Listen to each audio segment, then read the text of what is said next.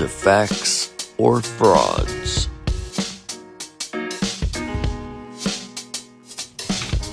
Ms. Renfro, you can come up. All right, I have 3 files here. I have, it's like 2 civil infractions, 1 misdemeanor case. Misdemeanor file is 25F00373OM. People of the City of Burton versus Christopher Allen Renfro, and then the 2 civil infractions, 25F00141OI and 25F00394OI. People of the City of Burton versus Christopher Allen Renfro. And Attorney Odette. Good afternoon, Your Honor. This is the time set for a pretrial and possible motion hearing. I've received no motions. I don't anticipate there being any at this time. And we're just asking if we continue to the jury trial date, as my associate has indicated that Mr. Renfro is not inclined to accept any sort of offer. All right, thank you for that. And then Mr. Renfro, can you go ahead and state your name for the record? My name is Christopher Allen Renfro. Today I am demanding a vacate of these matters for I still do not consent. The jury trial is not a grand jury, so it would be a violation of the provisions of the Constitution of the United States of America.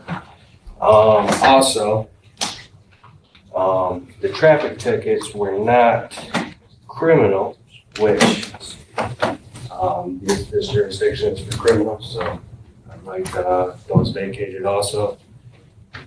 No, there was no proof nor burden that the testimony of the cop was proved to be true, and also no evidence. I still have not gotten discovery, which means it doesn't sound like the plaintiff is ready to move forward either. So that's my statement. I demand the court to vacate these matters and restore a new hold of you.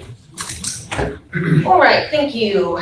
So most of what you stated is incorrect, and I am denying your request to vacate or dismiss. The proper term would be dismiss, but denying that request. One thing that you did mention, though, that I do want to talk about is the discovery issue. And so is there any discovery that Mr. Renfro made that he does not have? There's a police report in the criminal matter, and then the tickets that he received. Has that been provided? I have no way to provide that to Mr. Renfro. He offered it to them previously, and we do not have to take that. How would you like that to be given to you, sir? Well, the 24th was the cutoff, so we're past the cutoff, and that means that there's no discovery on either side. What it means is that the rules in this court are set by me, and if you want discovery, don't remember, we don't interrupt each other. If you want discovery, because you just stated you wanted discovery, so if you want discovery, I'm gonna make sure it happens. So if you want discovery, how do you want to give it to you? I don't. We're past the cutoff line, and I want to vacate. He doesn't want it. All right, well, if you don't want discovery, that's fine. In regards to work, also I want to mention, not right, but somewhat maybe along the path towards that somewhere, when you stated the thing about the civil infractions. So you're right, civil infractions are not criminal matters. They are civil infractions for a reason, because they don't carry any penalty of going to jail or anything like that. And so you aren't entitled to a jury trial on the civil infractions. You are entitled to a formal hearing. So my plan would be to have the formal hearings either before or after, depending on how it works out, the jury trial on the misdemeanor matter. Attorney Odette, do you have any objection to that? I have none, Your Honor. Thank you. All right, and Mr. Renfro, I know you don't want to be here, you don't want to do any of this, you don't consent to anything, but nobody here on a criminal case really consents to it. So is that all right if we do those things at the same time, or would you prefer to come back on different days? Consent comes from the Declaration of Independence. Their second paragraph down talks about the consent to be governed, and also William Lynch letters talks about when slavery ended and commerce was created.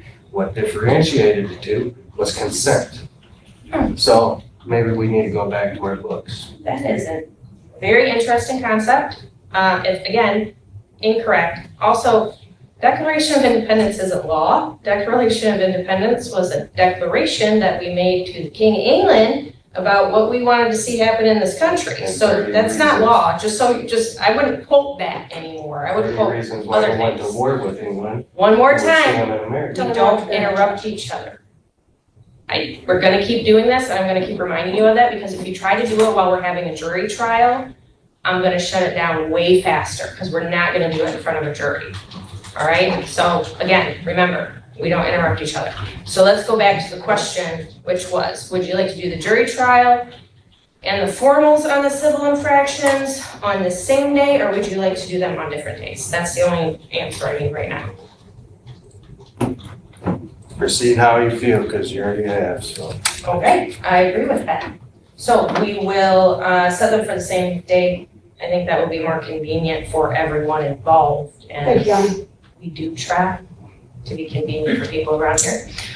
Okay, and so let's set this then for, I believe it's already set. I believe we've already noticed for the, I don't believe it was on 8/7 yet.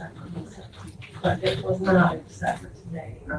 if we set this for August 7th, Mr. Renfro, is that an acceptable, and I know no date is acceptable to you, but are you free on August 7th? On summons, I'll be here.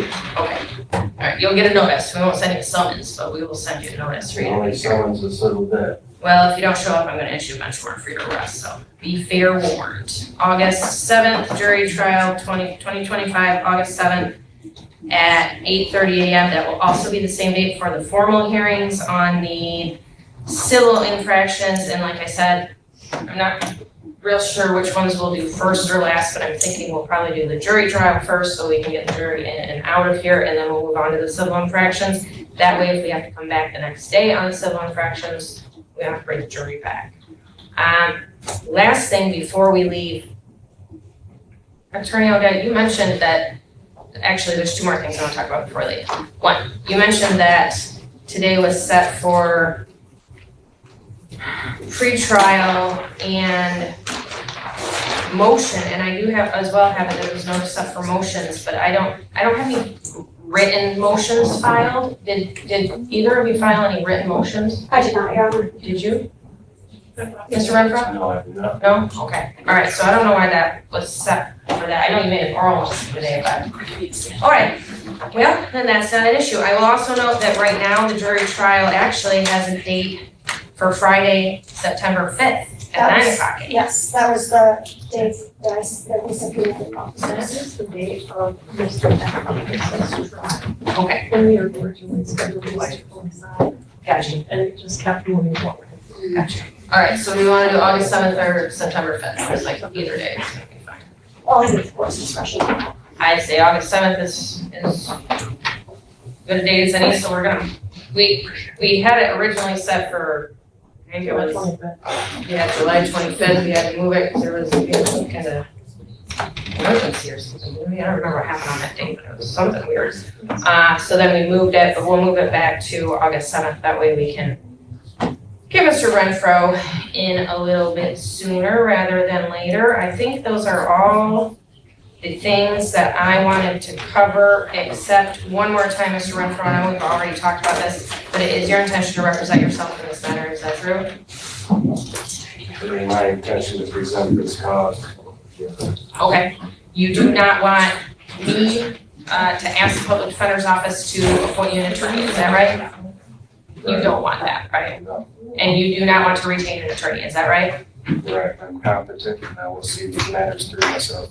All right, you understand, I know we've talked about this before, but you understand that Attorney Odette and the people that work in our office that are lawyers have law degrees, they've been through law school, they've been doing this for many years, and according to the people in the legal system, you are gonna place yourself at a significant advantage by representing yourself. Do you understand that? Advantage? Yes. At disadvantage. I'm sorry, I didn't say advantage, I meant disadvantage. I see it the other way, but that's. And that's fine, that's why people represent themselves, so they think that they can do it, and you seem pretty competent to me. As long as we all respect each other and respect this room, everything will be fine and you can represent yourself. I don't have a problem with that. But if we start crossing those lines, that's when we're gonna have a problem, okay? All right, I think that's it for today. Thank you. Thank you. Hi. Well, that's just about it. So, thanks for watching. And we'll see you again real soon. And thanks for hanging out with us on Facts or Frauds. Make sure you hit the thumbs up button, you're subscribed, and ring that bell. Also, leave a comment in the comment section. Tell me what you think. And a huge thank you to all of our Facts or Frauds channel members.